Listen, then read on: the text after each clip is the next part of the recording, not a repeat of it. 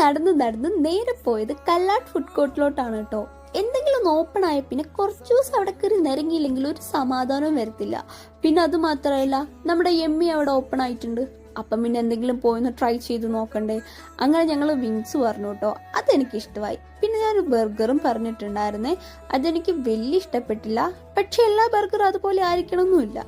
അങ്ങനെ ഇതാ അവിടെ നേരെ ചേച്ചീൻ്റെ അടുത്തോട്ട് പോയി. ഞങ്ങൾ മൂന്നേരും ഭയങ്കര പ്ലാനിങ്ങിലായിരുന്നു കേട്ടോ. അവിടെ പോവാ ഇവിടെ പോവാന്നൊക്കെ. പക്ഷെ ഒന്നും നടന്നില്ല. എന്നാലും കുഴപ്പമില്ല, ഉള്ള ടൈം അടിപൊളിയാക്കാൻ വിചാരിച്ചിട്ട് പെട്ടെന്നാണ് മൂവിക്ക് പോകാന്നുള്ളൊരു തോട്ട് വന്നത്. അപ്പം പിന്നെ പെട്ടെന്ന് തന്നെ ടിക്കറ്റ് ബുക്ക് ചെയ്തു കേട്ടോ. ജോസിലാട്ടോ പോയത്.